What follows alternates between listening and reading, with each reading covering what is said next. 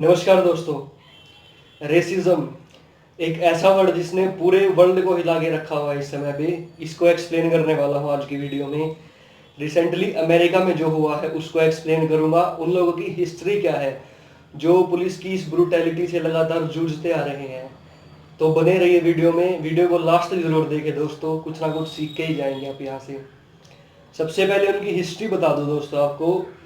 1619 के अंदर 19 यात्रियों को लाया गया था वाया अटलांटिक ओशन अफ्रीका से। एक डच शिप थी बेसिकली, उसमें इनको कैरी किया गया और अमेरिका के अंदर लाया गया। तो पर्पस क्या था इनको लाने का? एज ए स्लेव इनको लाया गया था वहां पर कि मजदूरी करेंगे, हाँ हम अपना काम इनसे करवाएंगे और बदले में जो भी इतने इन्होंने कुछ देखा ही नहीं है, इतने गरीब देश से आए हैं कि हम जैसे चाहे इनको ट्रीट कर सकते हैं। ये बेसिकली पर्पस था अमेरिका का। तो सबसे पहले लाया गया 19 लोगों को यहाँ पर। सन 1700 के आते आते इनकी पॉपुलेशन पहुंच गई 25,000 अमेरिका के अंदर।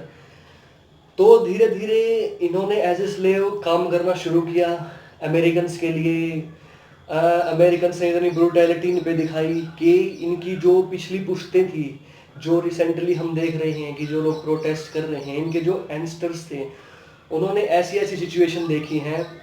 और भारत में भी हम कनेक्ट कर सकते हैं सिचुएशन को। भारत में भी कुछ इससे अलग नहीं थी सिचुएशन रेसिज्म के मामले में। आपको आगे चलकर बताऊंगा कैसे इन्होंने फेस किया उस चीज़ को। तो 1793 में इनको कॉटन मिल इंडस्ट्रीज में डाल दिया गया। कहीं कहीं मतलब इनको एज ए स्लेव यूज किया जाने लगा। पर रिसेंटली इतना गुस्सा क्यों फूट पड़ा इनका, उसको आपको एक्सप्लेन कर देता हूँ।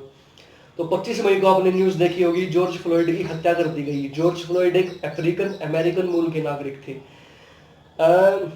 बेसिकली एक 20 डॉलर वो, मतलब $20 नकली $20 एक स्टोर में देते हुए पकड़े गए थे पुलिस के द्वारा। और पुलिस ने मतलब इतनी ब्रूटैलिटी उनके ऊपर दिखाई। रेशियल बायस्ड होने का इतना आरोप लग रहा है पुलिस वालों पर अमेरिका के अंदर इन लोगों के प्रति कि उन्होंने इतनी जोर से उनका गला दबा दिया पैर रख के कि उनकी दम घुटने से वहीं पर मौत हो गई। तो उसके बाद जो इनका बरसों पुराना गुस्सा था वो फूट पड़ा। अमेरिकन गवर्नमेंट के लिए जो इनका गुस्सा था वो कहीं ना कहीं एकदम से इन लोगों का फूट पड़ा। और जो वहाँ के लोकल सिटीजन्स थे, जो वाइट पीपल थे अमेरिका के, उन्होंने भी बहुत हद तक इनका साथ दिया है वहाँ पर। क्योंकि जो प्रेजेंट जनरेशन है दोस्तों हमारी, वो कहीं ना कहीं इस चीज़ से बहुत आगे निकल चुकी है। रेशियल डिस्क्रिमिनेशन हमारे जो एंगस्टर्स थे उनमें ज़्यादा था, हमारी जो पिछली पीढ़ियाँ थी उनमें बहुत ज़्यादा देखने को मिलता था। तो जॉर्ज फ्लॉयड की हत्या कर दी गई। और धीरे धीरे इन लोगों ने जो ब्लैक लाइव्स मैटर आपने सुना होगा, एक ऑर्गेनाइजेशन का नाम है बेसिकली, जो ये ब्लैक लोग हैं अमेरिका के, इनके हितों की रक्षा करता है बेसिकली। ये ब्लैक लाइव्स मैटर एक ऑर्गेनाइजेशन है।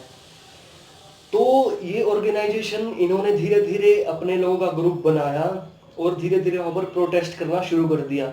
जो लोगों का गुस्सा था अमेरिकन गवर्नमेंट के लिए जो बरसों से था, वो एकदम से फूट पड़ा। और धीरे धीरे इन्होंने प्रोटेस्ट को इतना वायलेंट रूप दे दिया। देखिए मैं बिल्कुल इसके फेवर में नहीं हूँ कि ये प्रोटेस्ट इतना वायलेंट होना चाहिए था, लेकिन कहीं ना कहीं इनका गुस्सा जायज़ था। आप एक दूसरे पॉइंट ऑफ व्यू से देखें, इनका गुस्सा कहीं ना कहीं जायज़ था। पॉइंट्स आपको आगे बताऊंगा चलकर कि क्यों जायज़ था इनका गुस्सा। तो बेसिकली जो पिछले साल के आंकड़े निकल कर आए हैं, जितनी भी डेथ रेट थी अमेरिका के अंदर, उनमें से 24% ब्लैक्स की थी। ब्लैक लोग मारे गए हैं पिछले एक साल में। और ये आंकड़ा वो नहीं है कि कोई किसी बीमारी से मर गया, कोई किसी एक्सीडेंट से मर गया। ये वो आंकड़ा है दोस्तों जो या तो मर्डर कर दिया गया जिनका, या पुलिस की ब्रूटैलिटी के द्वारा जिन्होंने दम तोड़ दिया अपना, ये वो आंकड़े हैं। तो 24% इनमें ब्लैक लोग मारे गए थे, हालांकि 48% वाइट पीपल भी इसमें मारे गए थे। जो वो 24% है वो कहीं ना कहीं वाइट पीपल के 48% से कहीं ज़्यादा निकल कर आ रहे हैं।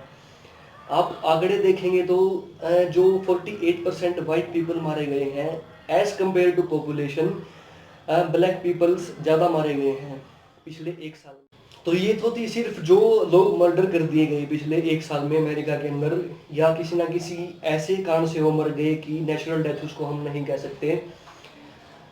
अब बात करते हैं कि एजुकेशन में मेडिकल कंडीशंस में इनकी सुविधाएं कैसी इनको अमेरिकन गवर्नमेंट सुविधाएं देती है बेसिकली।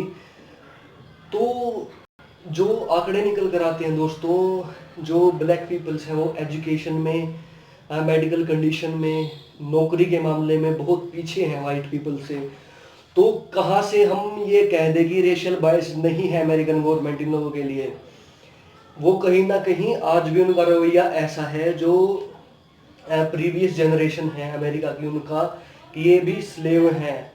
ये जो आज की प्रेजेंट जनरेशन है वहाँ के यंगस्टर्स हैं जो ब्लैक लोग हैं, वो भी उनको एज ए स्लेव देखते हैं।